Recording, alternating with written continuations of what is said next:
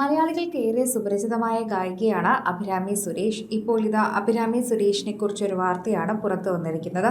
കഴിഞ്ഞ ദിവസം താൻ ഇപ്പോൾ മാനസികമായി അനുഭവിക്കുന്ന ഒരു കാര്യത്തെക്കുറിച്ചും താൻ വളരെയധികം ചതിക്കപ്പെട്ടുവെന്നും തൻ്റെ വിശ്വാസത്തെ ഇല്ലാതാക്കിയെന്നും താൻ മനസ്സിൽ ഒരുപാട് വിശ്വാസം അർപ്പിച്ചിരുന്ന ഒരു വ്യക്തി തന്നോട് വളരെയധികം ചതിയാണ് ചെയ്തതെന്നും ഇപ്പോൾ വെളിപ്പെടുത്തിയെത്തിയിരിക്കുകയാണ് ഗായിക അഭിരാമി സുരേഷ്.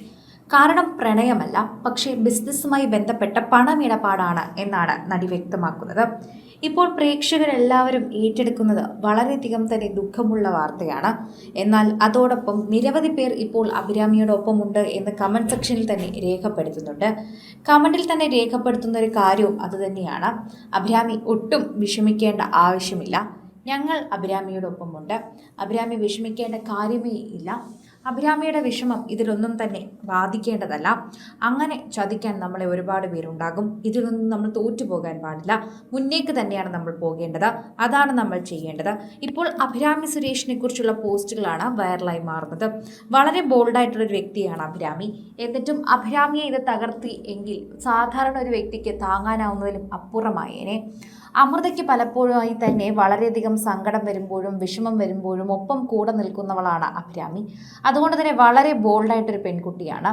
എന്നിട്ടും ഇത്രയും നാളെടുത്തത് ഓക്കെ ആകാനെങ്കിൽ അത്രമാത്രം സാമ്പത്തികമായ ബുദ്ധിമുട്ടത് മാനസികത്തിലേക്കും എത്തിച്ചു എന്ന് തന്നെയാണ് മനസ്സിലാക്കാൻ പറ്റുന്നത്. സത്യത്തിൻ്റെ അതിജീവനത്തിൻ്റെയും ഒരു പ്രസ്താവന സ്വകാര്യ ചിന്തകൾ എന്നാണ് ഇതിന് ക്യാപ്ഷൻ കൊടുത്തിരിക്കുന്നത്. കഴിഞ്ഞ കുറച്ച് മാസങ്ങളായി ഞാൻ എവിടെയാണ് അപ്രത്യക്ഷമായി പോയതെന്നും എന്തുകൊണ്ട് അകന്നു നിന്നുവെന്നും മുൻപ് പോൽ പതിവിൽ പ്രത്യക്ഷപ്പെടുന്ന നിർത്തിയെന്നൊക്കെ പലരും ചോദിച്ചിരുന്നു. ഇതാണ് എൻ്റെ മറുപടി.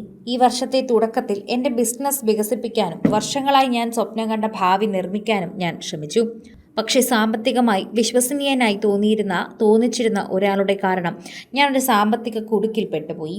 ഇപ്പോൾ നിയമ നടപടികൾ നടക്കുന്നതിനാൽ ആ വ്യക്തിയുടെ വ്യക്തിത്വം വെളിപ്പെടുത്തുന്നില്ല. ചില കാര്യങ്ങൾ ഞാൻ ഇപ്പോഴും സ്വയം വ്യക്തത വരുത്തേണ്ടതുണ്ട്. എന്നാൽ പിന്നീട് ഞാനത് മനസ്സിലാക്കുന്നു. ഇവ ആവർത്തിച്ച് നടക്കുന്ന ഒരു രീതിയാണെന്നും എനിക്ക് മുമ്പ് പലരും ഇതേ ആളിൻ്റെ കയ്യിൽ പൂർണ്ണമായി വിശ്വസിച്ച് തകർന്നു പോയിട്ടുണ്ടെന്നും പറയുന്നു. എന്നെപ്പോലെ വളരാൻ ആഗ്രഹിച്ചിരുന്ന ഒരാളായി ഞാൻ അതിനൊരു യഥാർത്ഥ അവസരമായി കണ്ടുവെന്നും പറയുന്നുണ്ട്. വാഗ്ദാനങ്ങൾ വലുതായിരുന്നുവെന്നും സമീപനം ക്രമബദ്ധവും വിശ്വസനീയവും ഏകദേശം ദൈവീകത തോന്നിക്കുന്നതുമാണെന്നും പറയുന്നു. വലിയ സ്വപ്നങ്ങളും ശക്തമായ ആഗ്രഹങ്ങളും ഉള്ള ഒരാളിന് ഒടുവിൽ ശരിയായ ആളെ കണ്ടെത്തിയെന്ന തോന്നൽ അത് നൽകി. എൻ്റെ സ്വപ്നം പണിയാനും അതിനെക്കുറിച്ച് കൂടുതൽ ക്രമീകരിക്കാനുള്ള വഴിയെന്ന് ഞാൻ വിശ്വസിച്ചു. വർഷങ്ങളായി കാത്തിരുന്ന വലിയ മുന്നേറ്റം പോലെ. അതുകൊണ്ട് ഞാൻ വിശ്വസിച്ചു. ആ വിശ്വാസമാണ് എനിക്ക് വലിയ വില കൊടുത്തത്. ആ വാഗ്ദാനങ്ങളെ അടിസ്ഥാനമാക്കി ഞാൻ പല പ്രതിബദ്ധങ്ങളും ഏറ്റെടുത്തു. വികസന പദ്ധതികൾ ആസൂത്രണം ചെയ്തു, ഫണ്ടുകൾ സമാഹരിച്ചു, ആളുകൾക്ക് വാക്കുകൾ നൽകി. എൻ്റെ ഭാവിയെ മുഴുവൻ ആ പിന്തുണയോടെ ചേർത്ത് നിർമ്മിക്കാൻ തുടങ്ങി. പക്ഷെ പണം നൽകേണ്ട ദിവസം എത്തിയപ്പോൾ ആ വ്യക്തി അപ്രത്യക്ഷനായി. അങ്ങനെ തന്നെ. എന്നാൽ അവനോടൊപ്പം ഇല്ലാതായത് എൻ്റെ ഉത്തരവാദിത്തങ്ങളല്ല.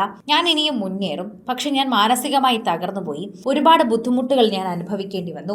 ഒരിക്കലും എൻ്റെ ജീവിതത്തിൽ അനുഭവിക്കരുതെന്ന് ആഗ്രഹിച്ച ബുദ്ധിമുട്ടുകളാണെന്ന് അഭിരാമി വ്യക്തമാക്കുന്നു. കൂടുതൽ സിനിമ, സീരിയൽ, ചാനൽ വാർത്തകൾക്കും നിങ്ങളുടെ പ്രിയപ്പെട്ട താരങ്ങളുടെ എക്സ്ക്ലൂസീവ് അഭിമുഖങ്ങൾക്കുമായി സബ്സ്ക്രൈബ് ചെയ്യാൻ മറക്കല്ലേ.